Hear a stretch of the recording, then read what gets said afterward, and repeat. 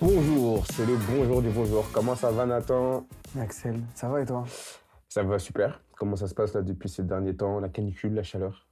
Bon, écoute, on a survécu, et puis la prochaine arrive, C'est pas fini. et puis à part ça, le temps passe, hein, Le les temps choses passe. avancent, et puis voilà. Et toi, comment ça va? Ça va super. J'ai hâte d'être en vacances. Là, je pars dans quelques jours. Ça va être bien pour se reposer, recharger les batteries. Et voilà, voilà. Bon, super, tu sais où tu pars? Je pars dans le sud de la France là. Je reste en France un petit peu.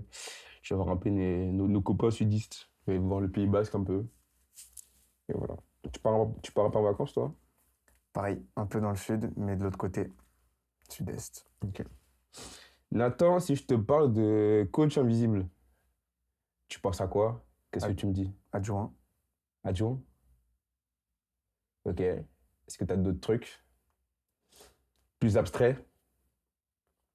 Plus abstrait que coach adjoint? Ouais, c'est Ouais. vrai que c'est pas du tout abstrait. Coach invisible? Ouais. Ça peut être quand je dis coach, c'est pas forcément de sport, c'est peut-être coach de vie et coach de sport aussi. Ouais, moi je dirais la, l'entourage, de Ok. manière générale. Si on veut être un peu abstrait. Parce que Ok. l'entourage, ça peut être n'importe qui. Eh ben, ça tombe super bien, parce que c'est pas du tout de ça que je vais parler. On va parler de nouvelles technologies qui nous promettent d'améliorer nos performances, que ce soit au travail, notre confort, notre santé ou dans le sport. Et on va prendre encore le sport comme un laboratoire de la société, parce que les nouvelles technologies qui arrivent dans le sport, dans quelques années, seront dans la vie de tous les jours. Si je prends l'exemple de la Formule 1, des technologies de la Formule 1 qui vont arriver dans les voitures dans quelques années, dans le cyclisme et la plongée, avec le monde connecté qui sont arrivés dans le monde dans la vie quotidienne. Donc voilà, c'était les nouvelles technologies. Tu m'excuseras, je suis un peu vieux jeu, j'y ai pas pensé directement. Les nouvelles technologies comme coach invisible. Et si tu veux, le fil rouge de cet épisode, c'est est-ce que les nouvelles technologies améliorent réellement le sport? Et du coup, en cascade, la vie quotidienne. Pour commencer, euh, est-ce que tu es d'accord avec moi si je te dis que technologies, les nouvelles technologies corrigent les erreurs? Non. Ah ouais, direct non? Ok. Ça dépend dans quelle mesure. Si je te parle, Un ordinateur au niveau mathématique est très factuel, par exemple. Une nouvelle technologie va pas faire d'erreur et va être capable de les corriger. ouais, Mais à l'heure actuelle, et c'est justement ce sur quoi les gens forts dans l'utilisation de ces nouvelles technologies, de l'IA par exemple, vont se démarquer, l'IA va dépendre beaucoup de la question, du prompt qui lui est donné. ouais. Et donc, si toi déjà t'orientes ta question dans un sens biaisé, l'IA va pas forcément être capable de corriger l'erreur parce qu'elle va juste répondre à la question selon le sens que tu lui as donné. Oui, mais là, du coup, il n'y a pas vraiment d'erreur si c'est juste une réponse à une question. Oui, Après, mais si si tu... ton erreur, elle vient de ton comment t'apprends? Ok. interprétation de base, elle n'est pas capable de, en tout cas à ma connaissance, de remettre en question l'idée de base, par exemple, je vais faire des pâtes, je sais pas comment, et au lieu de te dire, faut d'abord faire la sauce avant de faire les pâtes, ils vont te dire quand même de faire les pâtes avant. Enfin, ils vont te Ok. dire de comment le faire selon ce que tu as demandé, Oui, oui. au lieu de corriger ta méthodologie. Ouais, je Donc, ça va comprends. pas forcément corriger ton erreur. Et si on va dans le sport, est-ce que tu penses que les nouvelles technologies corrigent les erreurs? Je prends l'exemple du Hawkeyes au tennis, Ouais. le Halo en Formule 1, la VAR au foot ou l'arbitrage vidéo au basket et au rugby. Est-ce que tu penses que les nouvelles technologies, ça peut corriger les erreurs ou ça corrige essentiellement les erreurs? Corriger, oui. Empêcher, non. C'est-à-dire? La VAR va intervenir pour limiter. Donc, en limitant, ça va corriger quelques erreurs. Ça va pas empêcher qu'il y en ait. Ok. Ça va pas être du catégorique, en gros. Euh, Parce qu'il y a quand même un facteur humain derrière où on revérifie par exemple, l'arbitrage vidéo, il n'est pas automatique. Il y a un humain qui, avec cette technologie-là, va prendre sa décision à l'aide d'outils supplémentaires. Ok. Mais Mais c'est peut-être. pas encore dans le cas de l'arbitrage vidéo, en tout cas, le robot qui va dire, enfin, la nouvelle technologie qui va dire, c'est à faire, quoi. Ok, alors peut-être que la VAR, c'est le mauvais exemple, mais tu vois, le hors-jeu semi-automatique, ça corrige les erreurs. Ouais. Mais, enfin, oui, surtout pour le hors-jeu qui est une règle catégorique, oui, ça l'empêche carrément. Le, J'ai le, rien à dire. le Hawk Eyes au tennis, si la balle elle est out, si elle est in, c'est pareil, ça corrige. Ça corrige. Ok. C'est là où je voulais t'emmener. Ok. Que les technologies corrigent les erreurs. Mais est-ce que l'erreur humaine ne fait pas partie du sport? Ah bah ça, moi, j'en suis convaincu. Malheureusement, je l'ai subi en tant que supporter du PSG. J'en suis encore touché au plus profond de moi-même. Mais si, le principe du sport, c'est d'être, on va pas dire laboratoire, mais c'est de forger. Si on aseptise le sport en rendant tout parfait, tout Mhm. simplement, en fait, la beauté est dans l'imperfection, comme on dit. Mhm. Donc, le fait d'avoir des situations à gérer, des choses imprévisibles, certes, c'est dur à vivre en tant que joueur, en tant que supporter ou autre, mais ça fait aussi partie de la vie. Après, là, dans tous les cas, la discipline évoluerait en fonction du, comment ça s'appelle? En fonction si l'arbitrage devient sans erreur, Ouais. forcément, la pratique va évoluer d'une manière ou d'une autre. Mais si, l'erreur humaine fait partie du jeu. Et justement, c'est là que ça fait partie du vice, par exemple, dans le jeu. Bien sûr. Savoir tirer parti du facteur humain.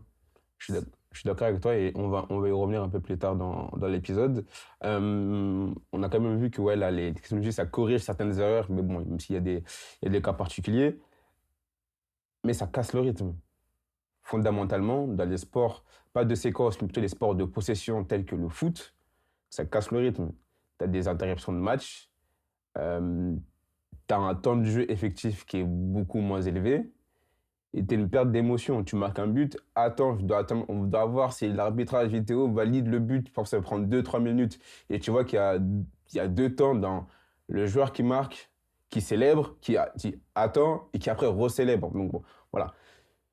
C'est une des limites des technologies, malgré le fait que ça corrige dans certains cas. Est-ce que tu as quelque chose, toi, qui te vient en tête, un exemple, une émotion que tu as pu avoir ou la technologie, ça t'a coupé dans tout moment? Pas forcément dans le sport, hein, peut-être dans la vie de tous les jours.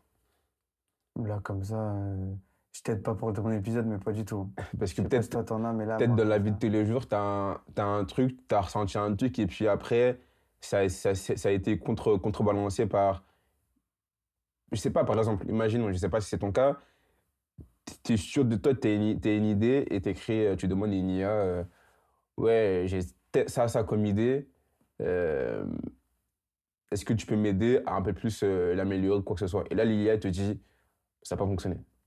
Est-ce que ça t'est déjà arrivé quelque chose comme ça? Ouais, quand Ou tu une technologie, préparais. ça te casse ton rythme. Ça te casse Oui, du ton... coup, c'est déjà arrivé quand on préparait des projets en master ou autre, mais pas. Ça me prenait pas à cœur comme ça peut prendre à cœur de célébrer un but, tu vois. Hmm. Donc, non, là, comme ça, moi, je vais pas te dire, mais si toi t'en as, n'hésite pas Bah moi, à le les exemples partager. principaux, c'est dans le foot, tu marques un but, tu as l'arbitrage vidéo, tu attends 2 3 4 minutes, but refusé. Ah, ça, à 1000%. But refusé. Et du coup, tu sais, comme on commence à devenir un peu des vieilles personnes, des vieux cons, il y a toujours ce débat, est-ce que c'est pas mieux avant? Est-ce que là, tu as t'as plus de data, plus de données, plus d'intelligence, plus de technologie et moins d'instinct? Dans le sport, pareil, à parallèle aussi avec la vie, tout est mesuré. Ta vitesse, ta nutrition, combien tu cours, ton allure, ton poids, ton taux de masse graisseuse, tout est calculé, tout est mesuré. Et du coup, on est en train, petit à petit, c'est pour les sportifs, à chercher de les optimiser, quitte à ce qu'ils deviennent euh, des machines, entre guillemets, parce que on estime que les données qu'on a analysées vont permettre à ce sportif d'aller dans une direction et du coup d'être plus performant. Mais parfois, on oublie, et ça, c'est le parallèle que j'ai trouvé avec, par exemple, la Formule 1, ou qui est un sport mécanique. Il y a beaucoup de données qui sont interprétées, suranalysées, et que les ingénieurs suranalysent et donnent des directives aux pilotes.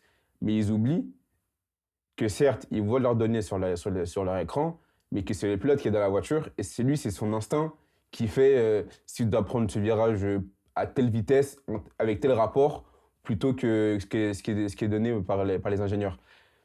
Est-ce que tu arrives à voir, du coup, je sais pas, toi, où tu te places, Moi, je suis un vieux con, moi. si tu es d'accord avec moi que Non, du moi, coup, la suranalyse tue un peu l'instinct. je suis un vieux con, mais je suis un peu plus mesuré. En gros, le fait d'avoir des données, forcément, ça aide. Ça, faut le reconnaître. Ouais. Ça aide parce que c'est un fait, le fait d'avoir plus d'informations, d'être plus instruit sur certaines choses, ça peut que aider à la performance et au bien-être même de manière générale, ou à la sécurité pour la Formule 1. Ouais. Adapter l'allure à tel virage parce qu'il y a du gravier, enfin, parce qu'on a perdu tant de secondes, bref. T'as... ça peut que aider. Par contre, la notion d'instinct et la notion de t'es là où t'es, enfin, c'est pas moi qui suis sur le terrain, ouais, évidemment. C'est ça, faut pas la perdre, mais c'est à l'image de... Je mélange un peu, mais en gros, c'est à l'image de la société là actuellement. Ouais. On veut tout optimiser. Oui. Et du coup, on s'aseptise. C'est la question que je posais la dernière fois, c'est est-ce qu'un journaliste sportif ou quelqu'un dans la géopolitique, il va vraiment profiter d'une victoire ou il va directement penser à comment, lors de la prochaine réunion, il va utiliser cette notion de soft power pour divulguer la grandeur de la France, la grandeur du Sénégal face au Maroc, enfin, peu importe. En gros,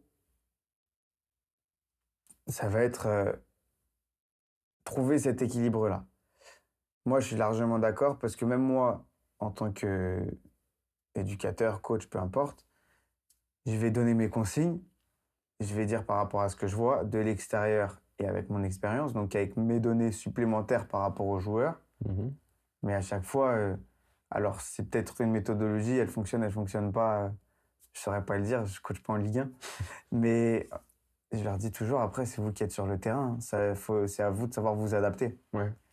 Euh, Ça, c'est à ton niveau, mais un niveau plus au-dessus, on sait que les entraîneurs ou les coachs ont des idées bien précises, ils ont des centaines de données. Et d'une part, c'est comme ça qu'ils recrutent maintenant les joueurs. Tu vois, c'est plus en regardant les maths, c'est sur des tableaux Excel, tel joueur court aussi vite, longtemps, a une VMA de temps, et récupère autant le ballon, fait autant de frappes, etc. Tu n'as hmm. plus ce côté où tu regardes un peu l'élégance, le style du joueur, le talent, finalement. Tu regardes, tu analyses ces données, ces mesures. Et c'est pareil aussi dans le monde du travail. Comment maintenant, dans le monde du travail, tu peux savoir si un de tes collaborateurs est compétent, fait du bon travail? C'est juste par rapport à combien d'argent il te rapporte. Avec les KPIs. Avec les KPIs, exactement. Non, il y a un équilibre à trouver entre quanti et quali, Exactement. pour regarder Mais tu sais le que langage un peu corporate. mais c'est exactement ça. On parle plus de quali, on parle que de quanti. Exactement, ce qui est dommage parce que par notre personnalité, nous on aime beaucoup le quali, la Ouais, partie humaine, la partie non quantifiable, où justement c'est là qu'on se différencie. Tout le monde est capable de remplir un tableur Excel en 30 minutes avec un certain nombre d'entraînements bien et sûr. d'outils à sa disposition, mais pas tout le monde est capable de le présenter de la même manière ou de récolter les informations de la même manière auprès des uns et des autres. De la même manière que sur un terrain, un arbitre, il va pouvoir, bon, pas au foot parce que c'est très mal géré, mais il va être capable d'expliquer euh, d'expliquer tout simplement sa décision, d'adapter son discours à un joueur. Bon, c'est de la théorie, hein. C'est pas au rugby, ça le fait beaucoup plus. Au basket, basket c'est très strict, mais c'est plus respectueux. Mais en gros, tu as cette partie-là où il n'y a pas de... Un arbitre ne fait jamais d'erreur. Tu en as qui en font plus ou moins. C'est ce qui permet aussi de mériter son salaire Ouais. et de se démarquer. Enfin, de se démarquer, de juste progresser de manière générale. Si la technologie remplace l'humain, l'humain va arrêter de progresser. Oui, Et la preuve, il y a beaucoup de fois actuellement où, au lieu de réfléchir ou de se poser la question, tac, IA, direct. je suis d'accord avec toi. Et là, ça limite le développement nerveux, enfin, Cognitif. Et ça cognitif. tombe très bien, c'est un des points que je voulais aborder un peu plus tard. Tu es un peu trop vite. Si je voulais revenir, Désolé. si je voulais revenir un peu sur ce que tu as dit, notamment le parallèle avec le monde du travail, c'est le côté quanti, côté quali, c'est que les données n'arrivent pas à mesurer l'aspect émotionnel et le lien le lien émotionnel que peut faire un individu avec un autre. Pareil dans le sport, tu prends par rapport aux données les meilleurs dans telle catégorie, etc. Et tu les mets dans une équipe, c'est pas dit que ça fonctionne. Parce que il n'y a pas, cette personne qui va faire le lien entre les différentes personnes. Pareil, dans le monde du travail, certes, tu peux, tu analyses les résultats par rapport au combien d'argent tu as fait rentrer, par rapport aux KPIs. Mais dans chaque collectif, je pense que tu as besoin de personnes qui sont là pour faire le lien, qui sont peut-être, entre guillemets, moins performantes sur le plan du travail, mais qui t'apportent des choses que t'apportent pas les autres. Ça veut dire de la bonhomie, de l'entente, l'entraide, de la solidarité, tu vois, juste de l'écoute, tu vois. Peut-être cette personne-là est beaucoup moins productive, mais favorise le bien-être des collaborateurs ou favorise le bien-être de tes coéquipiers. Et ça, tu vois, c'est une des limites euh, des technologies, parce que finalement, c'est des robots. Tout ce qui est émotionnel et lien, tu peux pas mesurer, c'est pas quantifiable. Et ça revient aussi à l'intuition, parce que ça reste des émotions, ça reste j'allais dire des feelings, des sentiments, tu vois. Et c'est un des points avec lequel je voulais m'attarder avec toi, parce qu'on est d'accord que les data, ça aide dans beaucoup de choses, dans beaucoup de schémas, mais il ne faut pas oublier aussi le lien et l'émotion qui te permettent d'aller peut-être parfois beaucoup plus loin que ce que les data peuvent dire. Déjà ça, et après, il y a une notion d'appréciation. Un- Je parle là au foot, par exemple. La technologie, elle va peut-être s'arrêter à car il a fait telle faute, carton rouge direct. Mm. Mais l'arbitre, il est sur le terrain, il voit l'intention du joueur, C'est ça, l'atmosphère du match. c'est ça, Et ça, je pense pas que ce soit faisable par une technologie. je suis d'accord. Et quand bien même ça le devient, dans quelle mesure elle serait capable de le sentir? Parce que justement, il y a une notion, tu viens de le dire, de sentiment qui n'est pas, qui est propre à l'être vivant. Est-ce que tu te rends compte que les nouvelles technologies ont complètement changé notre mode de vie, notre façon de vivre? Un exemple tout bête, hein. Si là, je te dis, va dans le 3e arrondissement de Paris, Je prends la pire personne. comment tu fais? J'y vais à pied déjà. Et si tu vas en voiture, en 2 roues, comment tu fais? Je vois à peu près le chemin et après je vais tâtonner, sinon GPS direct. Voilà, c'est ça, GPS.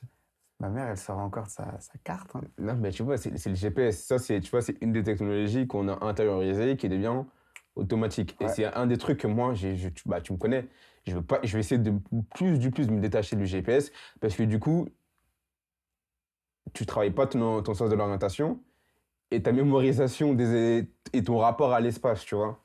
Et ça, Je vois bien. tu vois très bien. Le GPS, c'est un outil, c'est une avancée qui est vraiment très utile, mais qui, dans certains cas, te limite et t'empêche de te repérer, enfin de progresser dans certains aspects. Ça aide, mais c'est limitant intrinsèquement, Ouais. personnellement, ça c'est sûr. Mais ça reste un outil qui aide. Bah, ça doit être un outil, point. Ça ne doit pas juste être quelque chose qui remplace ton cerveau. Ça doit pas être intériorisé, oui. Exactement. Ça doit pas Ouais. être un réflexe. Je vais dans mon dos dans ma voiture et GPS direct. Il y a des gens que je connais, ils connaissent la route, ils mettent le GPS. Ouais, moi aussi, ça me frustre ceux qui font ça. Ils disent, ouais, mais ça, c'est jamais, c'est une autre route. Tu connais la route. Et les alternatives. Et les alternatives. Oui, mais non, pas de oui, mais ça te sert à rien. Parce que maintenant, tu conduis, tu regardes plus la route, tu regardes pas ce qui se passe, tu regardes ton GPS. Ça, je suis bien d'accord, hein. Mais bref, un autre exemple, les smartphones. C'est super, hein. Mhm. Mais tu peux me rappeler de base l'utilité d'un téléphone qui est devenu smartphone? Appeler, hein. Bon. Et maintenant, ça devient comme un smartphone, ça devient tout. C'est un ordinateur, c'est tout, ouais. C'est un ordinateur, ça remplace les ordi, Non, c'est sûr que les technologies, elles les sont appareils photo. omniprésentes. Elles sont omniprésentes, mais ça permet aussi de faire évoluer. Enfin, tu vois, les deux évoluant l'un avec l'autre. La société, tout comme le sport, on évolue. Les micros qui permettent de communiquer entre arbitres ou l'arbitrage vidéo. Oui, Tout évolue en fonction de l'un et l'autre. oui. Mais en fait, ces exemples-là, là, je voulais t'emmener, c'est que ça nous aide. Par exemple, les GPS, parfois, ça peut t'aider à aller plus vite du point A au point B. Mm, Les smartphones, ça peut t'aider à faire quelque chose beaucoup plus rapidement. mm. Là où je voulais t'emmener, c'est que, à défaut d'être plus performant grâce à ces technologies, est-ce qu'on devient plus dépendant?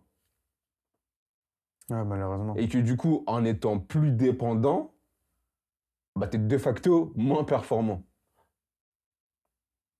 Ça dépend. Je parle humainement, je parle pas dans ta généralité. Ça dépend En du... étant plus dépendant d'un outil, est-ce que du coup, tu es moins performant toi-même? Ça dépend des compétences. Et du coup, tu mesures comment la performance dans la productivité. En gros, l'objectif quand même, c'est de... Alors, tu vas être moins performant dans le sens tu vas ne plus avoir à te confronter à telle ou telle tâche. Mais tu vas pouvoir produire plus de tâches sans doute plus intéressantes ou plus utiles. Hmm. Donc, comment tu mesures la performance? À la quantité de travail ou à la qualité du travail, du rendu final? Euh, je pense à la recherche en médecine. Tu vas plus avoir euh, à comparer les séquences que tu as analysées une par une ou par un tableur Excel, Ouais. ou à regarder le tableur Excel en sélectionnant les cellules et en faisant les filtres toi-même. Tu vas juste mettre dans l'IA. L'IA va te dire, tiens, tu vois, t'es pas moins performant. Une tâche redondante, tu vas simplement l'automatiser pour pouvoir, toi, aller plus vite dans ton travail. Alors certes, en fonction de l'échelle, comme je disais tout à l'heure dans la vie de tous les jours, les gens vont même plus faire de calcul mental, ils vont utiliser la calculatrice. Ouais. Ils vont plus poser la question de réfléchir à comment résoudre un problème. C'est comment ChatGPT va pouvoir Le résoudre. le résoudre pour moi et moi je vais appliquer ce qu'il me dit. Ouais. Mais dans une autre mesure, du coup, tu vas pouvoir simplement te débarrasser des tâches inutiles pour produire plus vite, plus intelligemment et, et juste pas forcément perdre en performance, tu vois. C'est la réponse facile, mais c'est l'équilibre à trouver entre l'un et l'autre, tu Bah, vois. l'équilibre que tu dis, c'est les tâches inutiles. Moi, je parlais pas forcément des tâches inutiles, parce que si tu arrives à avoir ce recul et cette présence d'esprit, je pense, de déléguer, entre guillemets, les choses inutiles ou à une IA, enfin un assistant en tout cas virtuel, mais pour les sujets un peu plus compliqués, où là, tu demandes de l'aide à une assistance, ça augmente ta dépendance à cette technologie et ça diminue, non, et ça augmente aussi, non, ça diminue, pardon, ta performance intrinsèque. Je parle Tes intrinsèquement, compétences, pas, quand tu dis performance, je suis pas d'accord. Si tu parles de compétences, oui, parce ok, que du coup, tu peux. Là, actuellement, nous, on est dans l'entre-deux. Donc, il y a des choses qu'on faisait qu'on n'a plus à faire. Oui. Les autres générations, elles n'auront même pas eu à le faire. Juste, c'est comme nous, les smartphones, on va dire, c'est automatisé. Donc, tu perds en compétence dans le fait de ne pas savoir faire. Et comme on dit, enfin, comme on dit, on... ce qui se dit, c'est qu'un bon manager, c'est un mec qui a vécu déjà ce qui se passe en dessous. Ouais. Parce que il sait ce que les personnes vivent, il sait ce qui doit être fait. Et donc, forcément, il y a pas forcément de l'empathie, mais il se met à la place, il sait ce que c'est. Et, et du coup, là, c'est pareil. Pour eux, ça va être automatique d'avoir tous les résultats. Si un jour, panne, il n'y a plus, bah oui, là, la performance va baisser parce qu'il n'y aura pas les compétences pour. Mm. Mais ça, on va dire, pour moi, je le classe en deux classes différentes. Ok. C'est à les personnes qui seront là où ils sont parce qu'ils ont très bien utilisé les outils et ils sont vifs d'esprit. Trois. Les gens qui sont là parce que ils sont retrouvés là. Les gens qui savent juste très bien utiliser les outils. Et les personnes qui ont, par l'éducation qu'ils ont eue, par l'école, etc., toujours cherché à... Parce que c'est quand même le but de l'école, c'est de expliquer la démarche, expliquer toute la réflexion qu'il y a derrière. Là, j'avais ce débat-là avec des parents ou des plus jeunes. C'était le fait que au brevet ou là au bac, ils valorisent beaucoup plus la démarche. Ils t'obligent à écrire toute la démarche et pas uniquement le résultat. Oui. Tu vois? Même nous, c'était comme ça d'ailleurs. Ouais. Mais donc, tu as les gens qui se retrouvent là où ils sont parce que grand bien leur face. Les gens qui auront très bien utilisé les outils et qui, humainement, du coup, ont réussi à, et par leur vivacité d'esprit, s'y se retrouver. Et les gens qui auront compris la démarche et qui, dans tous les cas, les compétences, ils les auront parce que ils auront compris tout le truc qu'il y a derrière. Donc, sur le grand nombre, ça peut limiter les compétences Mm. sans forcément limiter la performance. Après, en cas de problème, oui, la performance serait limitée, mais logiquement, tu travailles pour éviter les problèmes. Mais est-ce que tu ne penses pas que fondamentalement, dans les générations qui suivent, étant donné que la place que va prendre les nouvelles technologies dans notre mode de vie, on aura une baisse des capacités intellectuelles? Tu parlais des calculs mentaux. Est-ce que dans 20, 30 ans, à l'école, on va apprendre les élèves à calculer, tac, tu vois, aussi vite les tables de multiplication, par exemple? Est-ce qu'on va, du coup, au lieu de les apprendre à calculer aussi vite, ou en tout cas avoir ces réflexes ou, tu vois, cette logique, tu vois, ces cheminements de pensée, on va plutôt leur dire bah, comment utiliser une IA? Bah, j'ai pas la réponse, mais c'est ce dont j'ai peur. Ça fait peur. C'est pour ça que je te dis on sera peut-être moins performant, mais plus dépendant. Ouais. Mais ça, je suis totalement d'accord. J'ai pas la réponse. J'espère que, vu le chemin que ça prend, le chemin va changer. Mais ce serait dommage parce que c'est ne pas développer du coup l'esprit de manière générale. Et ça en découle de ce que tu as dit tout à l'heure. Tu as parlé de progrès. Moi, je suis convaincu que le progrès, c'est une bonne chose. Je pense que, je pense que toi aussi. Ah bah sinon, on serait encore il y a très longtemps, hein. Oui, on est convaincu que c'est une bonne chose. Est-ce que chercher à tout automatiser et à chercher le progrès partout, même là où il n'y en a pas, est-ce que c'est pas limitant pour nous en tant qu'êtres humains? Bah, comment définir s'il y a ou il n'y a pas du progrès déjà? Regarde, Possible. exemple, les voitures autonomes. Une voiture qui se conduisent toutes seules. Ouais. Ça, c'est le métier, enfin, ça, c'est les métiers de gens. Il y a des gens qui sont là, qui sont pilotes de voitures, qui sont là pour assister ces voitures. Et même pour les autres gens, c'est un plaisir de conduire une voiture. T'en connais toi? J'en connais, hein, j'en connais un. J'en connais plusieurs même. Tu vois, c'est un plaisir de conduire une voiture. Et tu as des gens qui sont en train de rechercher, qui ont même déjà trouvé comment faire en sorte que les voitures roulent de toute façon toutes seules. Alors, tu vas me dire que je suis toujours la même remarque, hein, Ouais. mais j'en parlais hier soir. Je disais justement, les voitures autonomes, ça va pouvoir remplacer un chauffeur Uber classique, par exemple. Mais par exemple, un chauffeur privé, un mec qui t'est dédié, ça pourra jamais être remplacé. Certes, mais là je parle même pas de voitures autonomes qui sont là juste pour faire un taxi, entre guillemets. Je parle des voitures autonomes de la vie Ça, c'est une quotidienne. question de choix. Après, c'est comme là sur les nouvelles GS, avec le fait qu'il n'y ait pas d'embrayage et que ce soit déjà automatisé. Oui, C'est une notion de progrès aussi. oui, mais là, c'est plus du confort. Là, oui, Bah, pas quoique. forcément, tu Quoique, vois, non, comme t'as il y a raison. des gens qui prennent du plaisir Non, à t'as raison. euh, tâter ça, Ouais, justement. non, non, Donc oui, il y a parfois une recherche de progrès qui n'a pas forcément lieu d'être pour une question de confort théorique, mais qui convient pas forcément à tout le monde. Mais c'est là où chacun a le choix de se servir ou ne pas se servir. Je pense que c'est même pas ça. Je pense que je vais parler un peu avec la mode, avec le beau et le moche. C'est que là, par exemple, pour les voitures autonomes, il n'y a pas de besoin.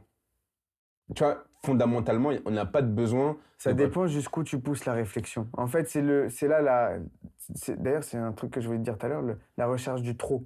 Oui, C'est pour répondre à ta première remarque, c'est jusqu'où il faut aller. moi, Il n'y a justement, pas de besoin. Est-ce que c'est un besoin est-ce en gros, par cette recherche de data, par cette recherche de performance théorique, d'optimisation, on va pas aller trop loin on va pas aller dans la surinterprétation, dans peut-être. la surinterprétation des chiffres.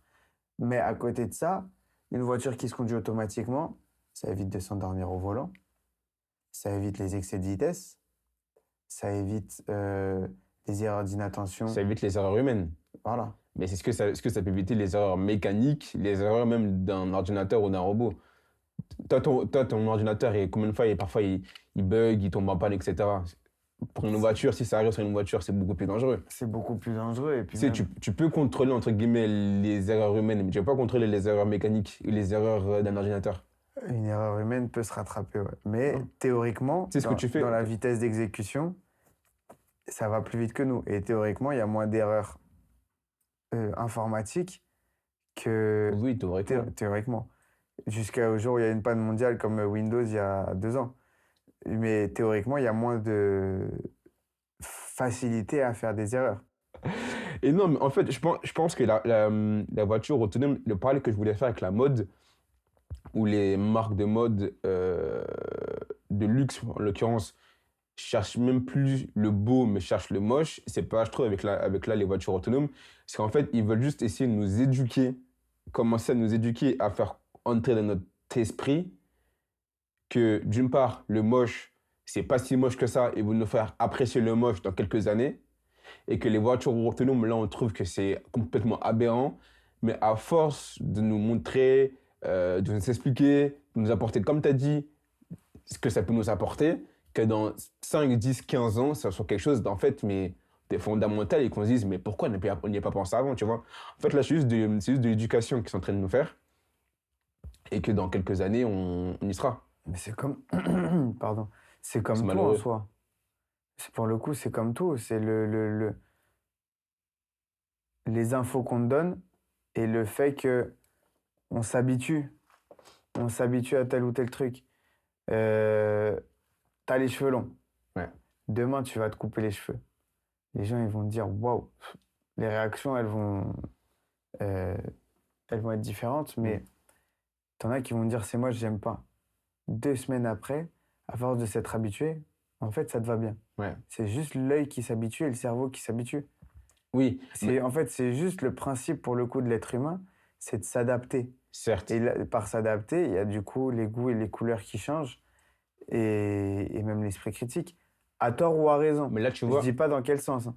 Mais le fait est qu'on est fait pour s'adapter. mais tu vois, ton exemple, ça se fait de façon naturelle. Tu vois, quelqu'un qui s'adapte à une nouvelle coupe de cheveux, quelqu'un, c'est naturellement. T'es pas Oui, influencé. Quand je te parle des marques de luxe qui, par exemple, Balenciaga, les Daddy Shoes, les grosses chaussures, enfin, quand on l'a vu, on dit, mais c'est moche, tu vois.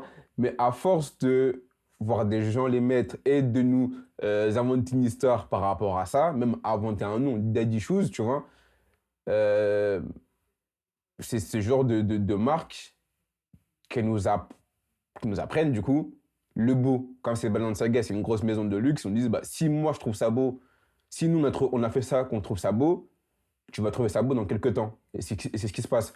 Pareil pour les voitures autonomes. Là, moi en l'occurrence, j'ai le plaisir de conduire, d'être derrière le volant. Tu vois? Qui me dit que peut-être dans 5-10 ans, parce que marketingement, ils auront fait passer des messages, que ce soit en prévention, en termes de sécurité, et ou le plaisir juste de ne pas être derrière le volant, mais le plaisir d'être passager d'une voiture qui se conduit automatiquement, peut-être que mon discours va changer. Mais là, dans l'histoire, tu vas quand même te faire ton propre avis à un moment ou à un autre. Certes, mais c'est biaisé quand On va même. t'influencer, oui, mais tout s'influence. À plus ou moins grande échelle, Ouais. avec plus ou moins de moyens, Je mais suis pas d'accord déjà, avec ça, moi. Je suis pas un moto, je moi. dis pas que c'est une bonne chose. Je me laisse pas influencer, moi. Ouais, t'inquiète, on te connaît bien. Je dis pas que c'est une bonne chose, mais c'est un fait. On va t'influencer d'une manière ou d'une autre, et puis ton œil va s'habituer, ton cerveau va s'habituer, et en fait, juste, c'est pas pour autant que tu vas perdre ton esprit critique. Tu vas être influencé, tu vas peut-être lâcher du lest, mais tu vas pas changer d'avis. Moi, par exemple, ces paires-là, je les trouve, celles dont tu parles de Balenciaga, vilaines. Ouais. Trop balèzes, les coloris, les détails, c'est moche. C'est pas pour autant que je les ai pas déjà vus sur quelqu'un et je me suis dit, il les porte bien. Mais ça veut pas dire que moi, mon esprit critique, ma personne, demain, je vais me dire, je les achète. Oui, mais est-ce que tu sais pourquoi tu t'es dit qu'il les porte bien? Ça se trouve, c'est parce que je m'y suis habitué et du coup, c'est sans doute ça. C'est ça. Je me suis dit, je m'y suis habitué et donc ça me dérange moins. Mais aussi, juste peut-être, il avait calé un truc. Déjà, Non, ça a calé avec l'image que lui renvoyait, avec la tenue, je sais plus moi. regarde, les Crocs, par exemple. Tu trouves ça beau, les Crocs? Pas stylé. C'est pas stylé, mais Et c'est du pourtant, pratique. et pourtant. Il y a beaucoup plus pratique que des Crocs. Mais c'est un effet de mode. Ouais, Le truc, en fait, ils ont joué sur la laideur de l'objet pour en faire quelque chose de beau. ouais. Tu vois? L'influence. Bref. Euh, je voulais juste revenir avant de terminer sur un peu sur l'arbitrage et, euh, et l'erreur qui fait partie de l'être humain. Et moi, je suis convaincu que on doit un petit peu, en tout cas pour le sport, on doit un petit peu se calmer sur les nouvelles technologies, mis à part les trucs qu'un être humain ne peut pas voir, par exemple le Hawkeye sur le tennis ou le hors-jeu semi-automatique en foot. Sinon, tous les autres aides de la technologie doivent s'arrêter ou moins être présentes parce que c'est lorsqu'on fait des erreurs qu'il y a des débats, qu'on se pose le pourquoi et qu'on arrive à trouver des solutions pour progresser. Mhm. Je voulais savoir, toi, ce que tu en penses, si tu me rejoins, si tu es un peu plus nuancé. Bah, c'est par l'erreur qu'on progresse le plus. Oui, On dit toujours c'est la défaite. On apprend plus dans. Enfin, théoriquement, non. On apprend aussi dans la victoire, mais c'est la défaite qui permet de se rendre compte plus des problèmes. Ok. À partir de là, il faut pas l'erreur humaine dans l'arbitrage, par exemple, c'est ça qui va permettre de progresser. Mais est-ce que c'est bien de la question qu'il faut se poser, c'est est-ce qu'il faut continuer dans la médiocrité alors que tu as des outils qui te permettent d'optimiser, sachant que cette optimisation-là, elle ne va pas abolir totalement l'erreur, parce qu'on va, avec le temps, quand même voir qu'il y a des erreurs et chercher à répondre à ces solutions, à ces problèmes. Et si ça se trouve, la réponse à ces problèmes, ce sera remettre plus d'humain pour éviter. C'est pas le chemin que ça prend bah actuellement, oui. mais ça reste une possibilité qu'à un moment tu te rendes compte que on est allé trop loin, faut remettre de l'humain. Mais moi, en fait, j'ai pas envie que les outils remplacent les êtres humains et que si les êtres humains font des erreurs, je parle d'arbitres, et si les arbitres font des erreurs, certes, sur le coup, ça t'énerve, etc. Mais c'est bien, je trouve que c'est bénéfique pour le sport et pour la vie en général. Ils sont des êtres humains. Mais on n'arrêtera pas le progrès. En gros, ce que je veux dire, c'est que la technologie, elle va continuer à se développer et le progrès, le progrès, ça va être de savoir comment l'utiliser à bon escient. Pour moi, c'est la manière dont je vois les choses. Ok. Et toi? Moi, je veux pas que la technologie remplace notre cerveau. Et il faut pas qu'on oublie que la technologie, c'est un outil dont on doit se servir et qui ne doit pas nous remplacer. À partir de là, certes, on n'arrête pas le progrès, on n'arrêtera pas le progrès, notamment dans la médecine, parce qu'il y a plein de choses qui se font qui nous aident. Mais si j'enlève tout ce qui est médecine, santé, faut pas qu'on oublie que les technologies, ce sont un outil. C'est comme le marteau. Le marteau, c'est un outil. Tu t'en sers. La technologie, c'est pareil. Tu t'en sers, Ouais, ouais. tout simplement. Je suis bien d'accord. De toute façon, pour raconter un peu ma vie, j'étais le premier à pas vouloir utiliser les IA. C'était grave rédhibitoire. Et au final, en fait, Moi aussi. c'est juste utile. Oui, Si tu sais l'utiliser, dans quelle mesure l'utiliser? c'est ça, il faut être smart. Et comme si je reprends le comparaison avec le marteau, l'IA, c'est le marteau. Tu vois? Pour taper un clou, tu prends un marteau. Tu prends pas ta main. C'est différent. Merci pour cette belle analogie. Voilà. Est-ce que tu as quelque chose à rajouter?